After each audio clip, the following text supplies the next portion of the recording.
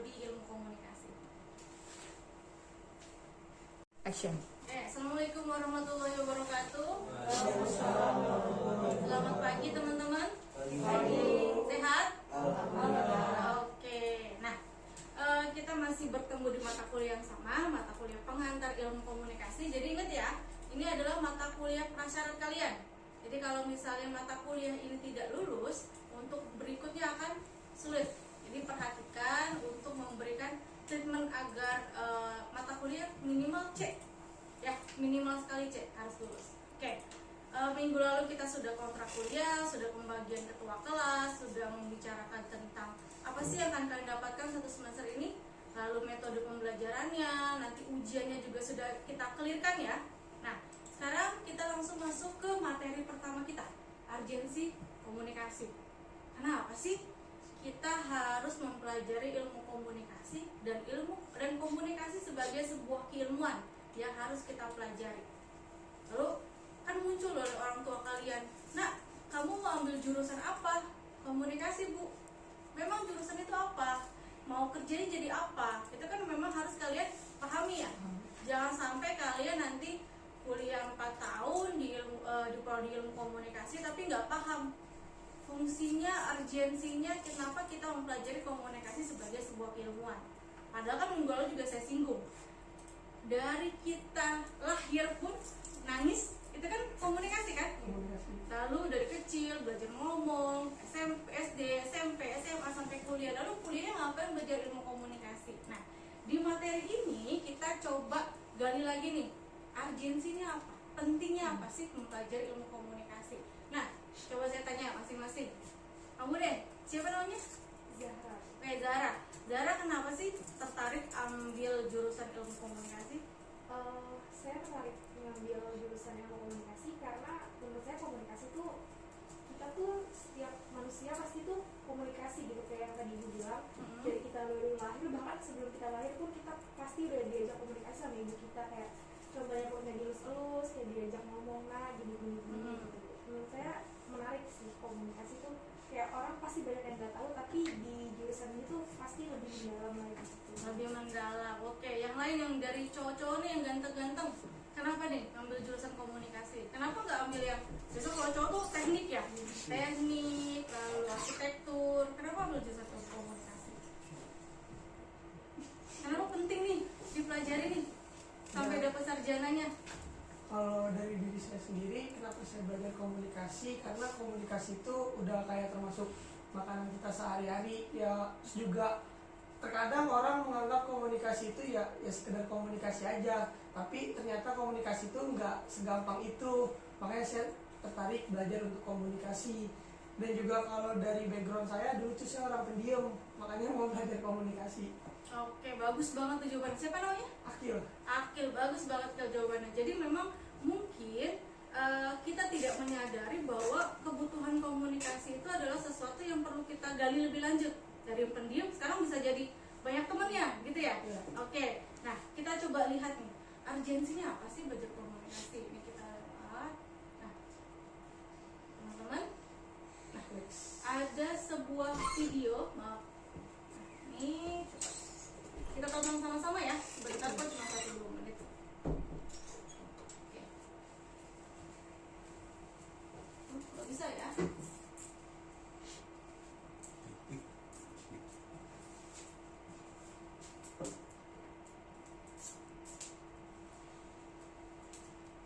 Nah, sudah.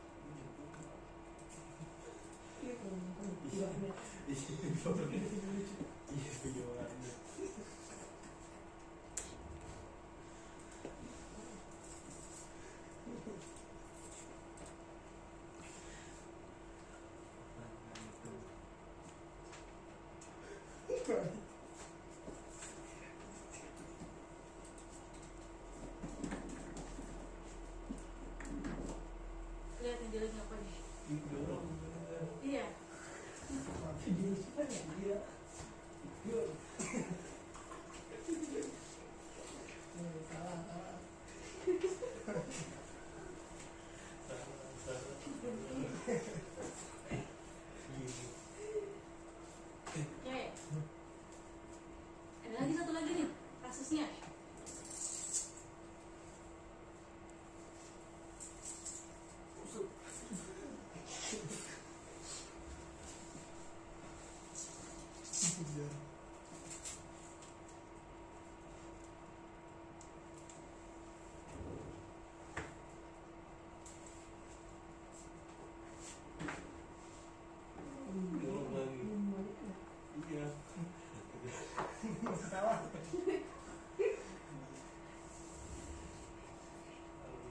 Oke, lucu ya.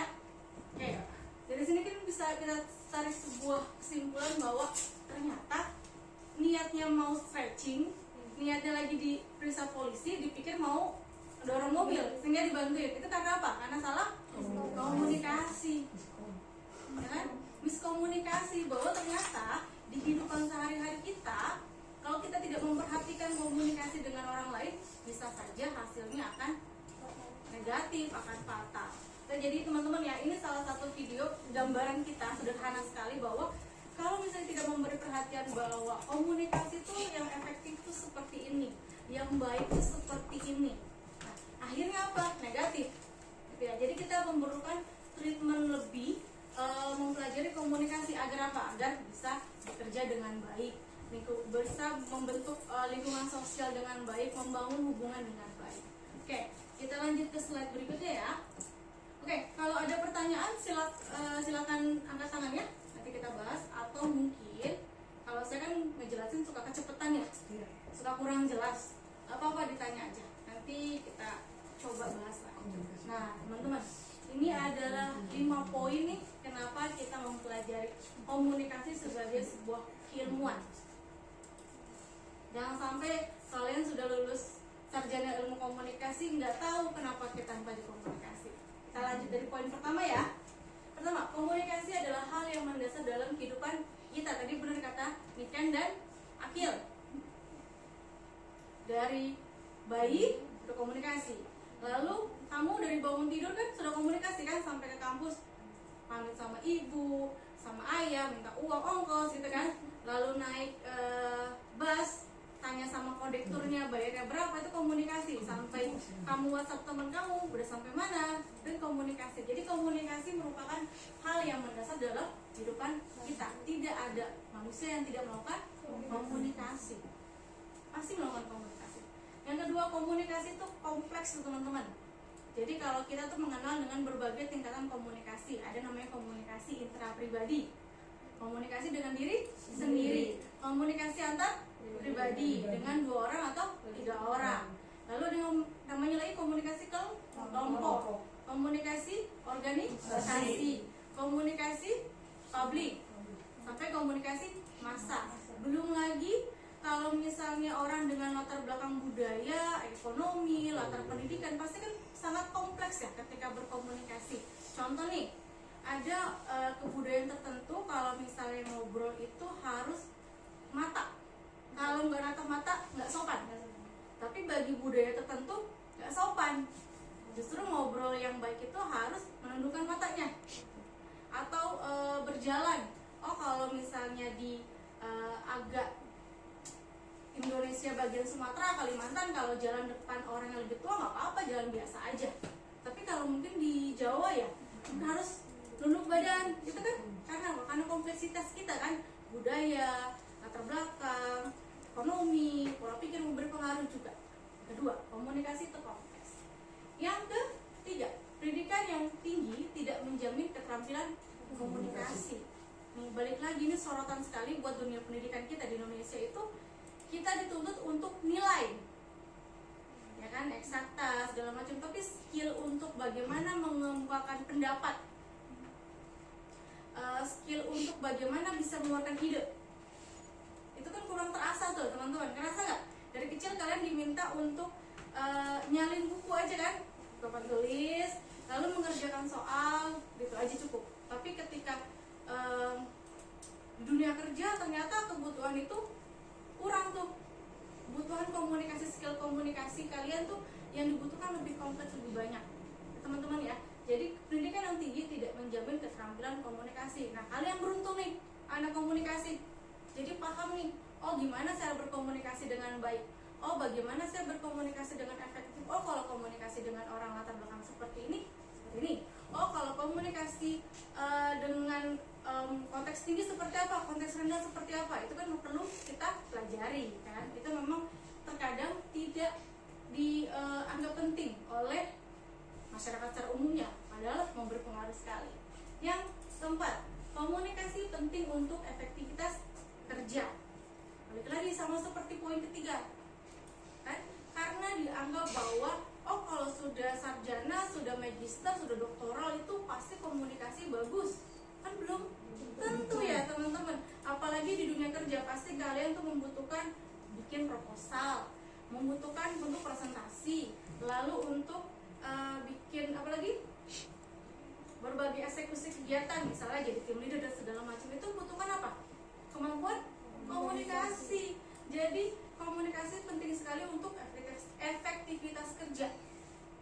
Ada kan, atau kalian sering nemuin kasus nih, ada dua orang yang sama masuk perusahaan yang sama, tapi kenapa si A yang pinter karirnya biasa saja, agak lumayan lambat, yang B biasa saja, nggak terlalu pinter tapi cepat naiknya? Apa yang jadi pembedanya? Keterampilan komunikasi. Nah, keterampilan komunikasi ada yang tahu nggak apa aja?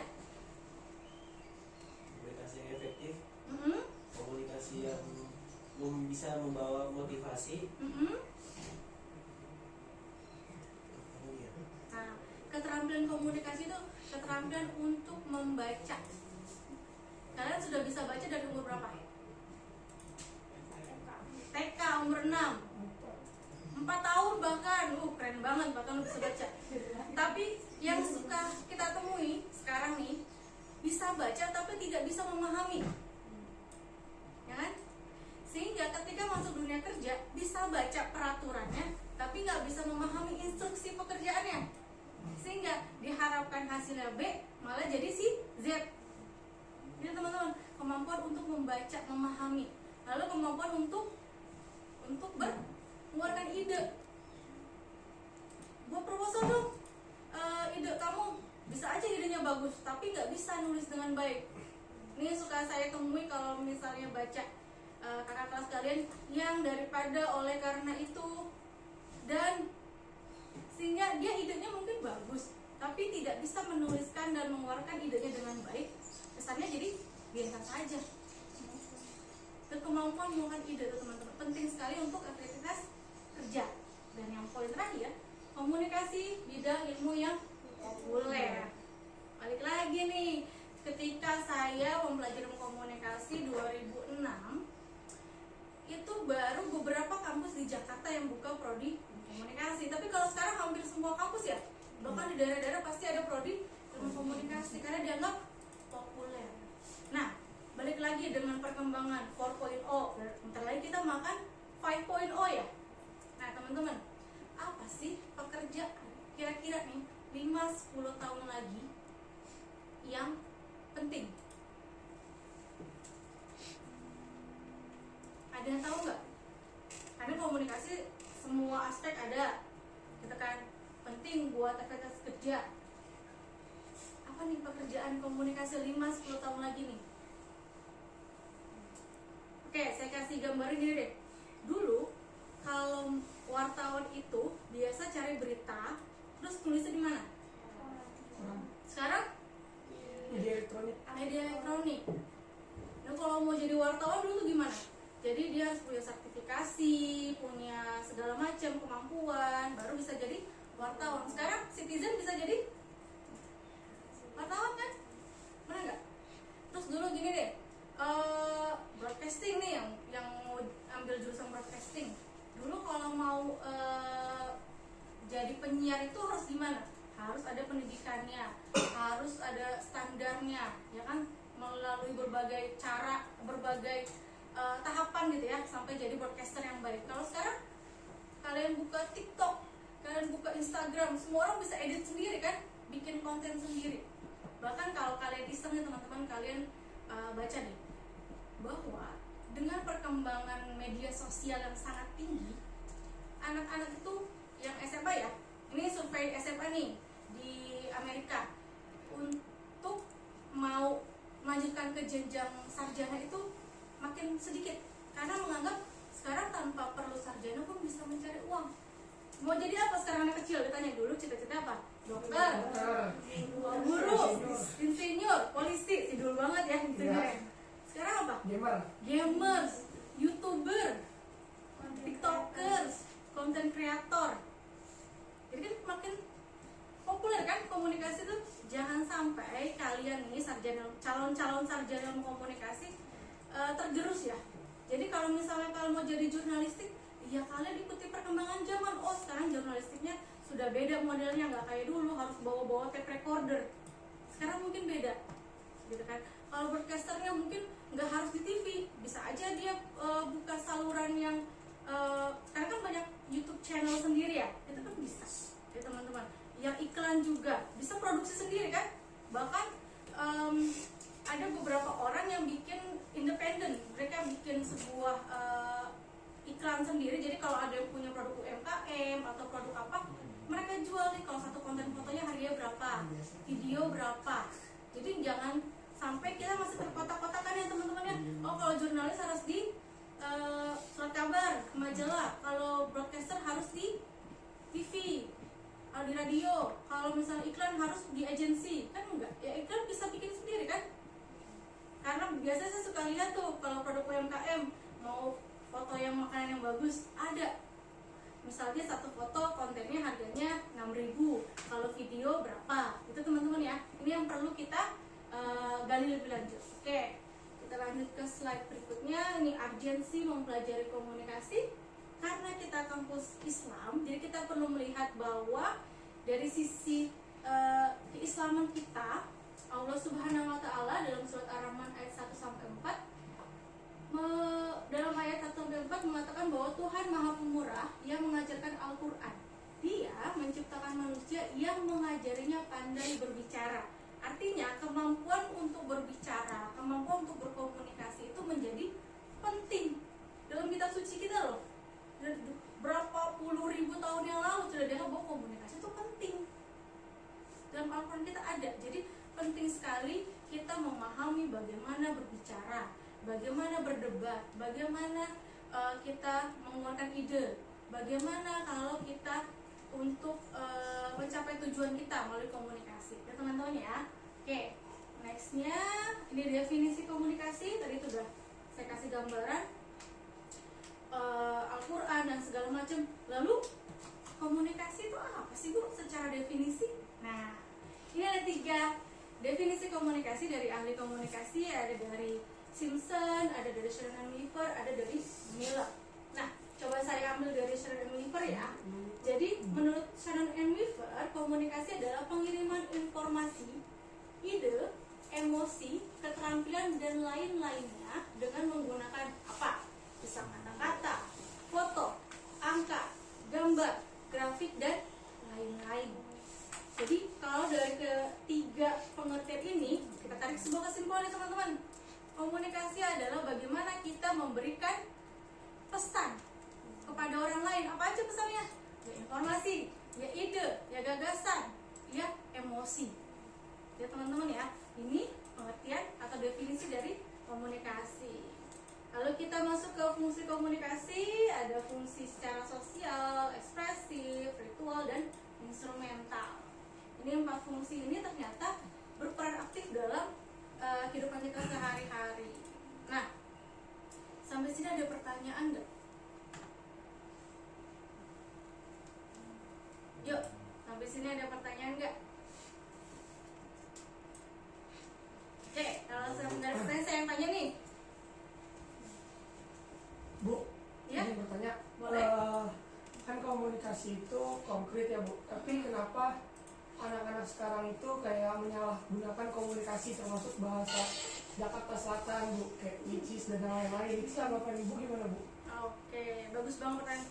Kalau kita biasa kenal tuh istilahnya di sosial media, Iya. bahasa anak Jaksel, anak Jakarta Timur, anak Bekasi, bahasa Depok, bahasa anak Tangerang. Nah, teman-teman, perkembangan bahasa itu merupakan perkembangan komunikasi, benar. Jadi perkembangan bahasa namanya, kata-kata. Jadi kalau kalian belajar ilmu bahasa tuh kan ada yang namanya bahasa populer atau bahasa slang. Nah, itu perkembangan bahasa dipengaruhi oleh komunikasi yang terjadi di antara orang-orang daerah situ. Makanya muncul namanya bahasa Jaksel, bahasa anak Timur, bahasa anak Depok ya, komunikasi di antara anak-anak Depok gitu.